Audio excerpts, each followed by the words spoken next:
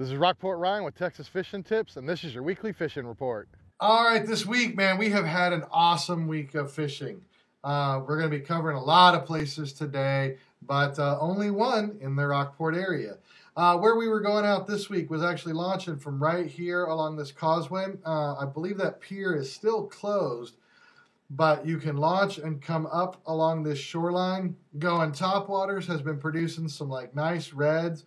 When you come up to the point, if you come out a bit and hit these little edges of Lap Reef, we've been picking up some nice trout. Coming all the way around into this corner, there have been some nice reds sitting up in here, and even some gar mixed in. Now, it may be tempting to launch from Holiday Beach, but remember that that is private property, and they are going to be towing. So if you want to come out into this area, definitely go ahead and come around.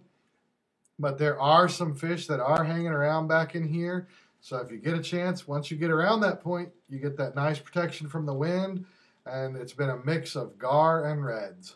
All right, also as we go into this weekend, don't forget that Saturday is the Kayak Angler Tournament Series, and it's going to be in Aransas Pass. So expect a higher than average number of kayakers out there. Where we were going out was coming down this channel. There is a little cutoff. If the water's high enough, you can get into that little nook.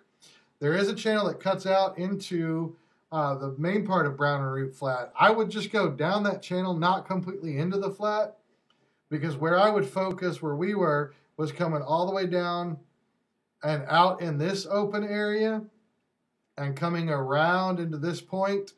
We were actually getting into some like decent reds. As you drift around, you could come up, there's a wellhead, there is a sneak through between the oysters that will allow you to get back into this canal system that runs through here. Going through that canal is where we saw some decent reds. All of it was topwater. We tried some subsurface things, didn't really have much luck. It was all topwaters, but it doesn't matter if it's a she-dog or if it's a spook junior, any of those.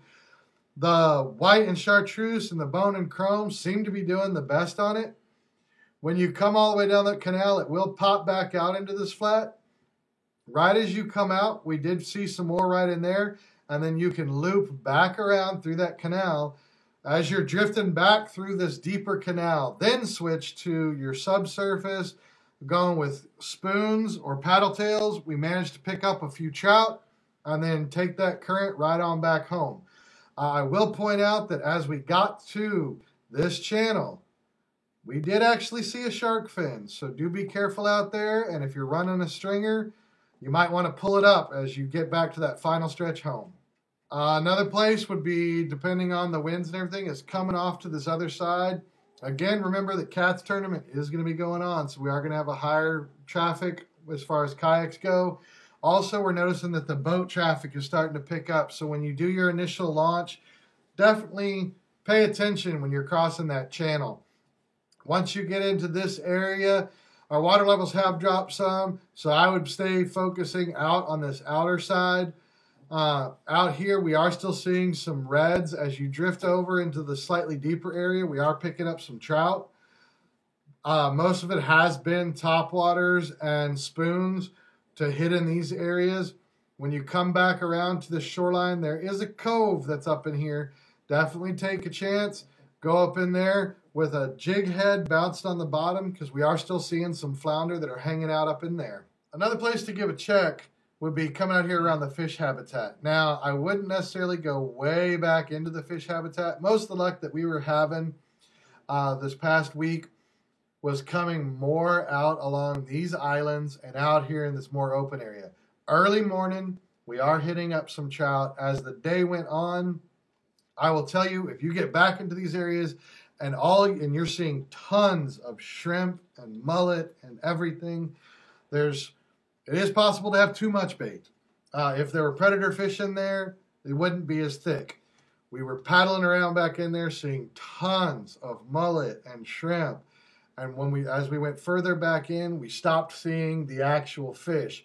So coming out here into the fish habitat, just stay right out here towards the front.